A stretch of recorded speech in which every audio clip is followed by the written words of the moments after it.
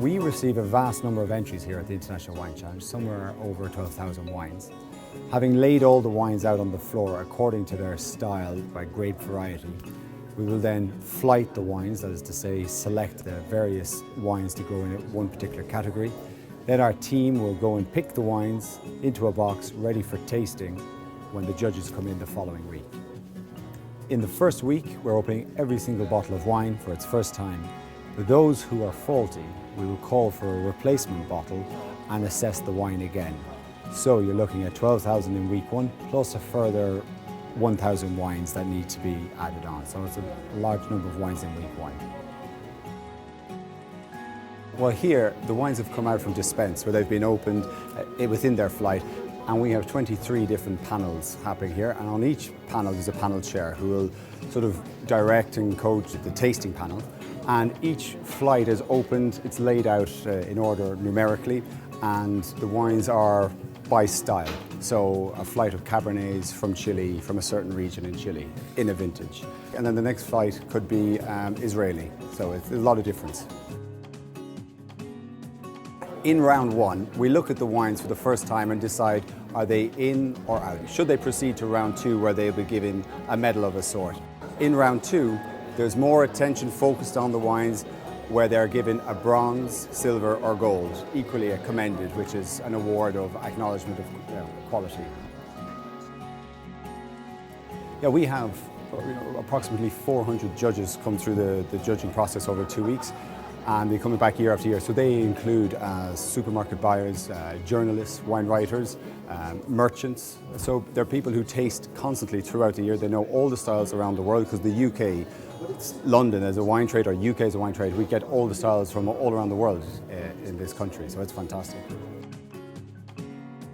Well, I'm one of the panel chairs here, and there are about 20 of us, and the idea is that we help to provide consistency to the results. So the tasters come and go, people might do a day or a couple of days, but we're here to try and bring the best out of them, and also to produce consistent results so that the average standard is kept the same for all the wines. As a judge looking for medal-worthy wines, we're kind of looking for wines that, first of all, that have some intrinsic appeal to them, so that we're looking for wines with a good commercial standard, but also with a little bit of interest as well. So here we are in the co-chairs area. This is where, in round one, all wines which have been given an out or commended by our selection of quality judges is assessed one more time. In effect, it's a safety net. In round two, this is where the medalled wines are tasted once more, so that every wine is given its fairest chance. Most of the time, we're not doing a huge tweak because we've got extremely good people out on the floor. But occasionally, somebody misses something out there, and our job is to make sure that the really good wines don't fall through the net, and we just put them back up there.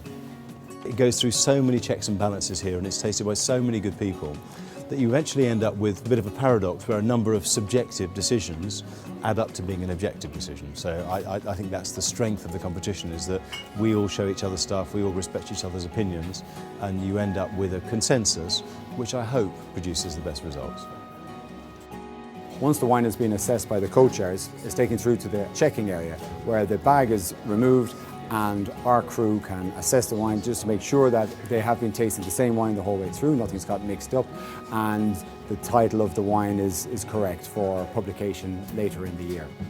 And it's the first time the wine has come out of his bag through the whole process of judging. This is truly a blind tasting.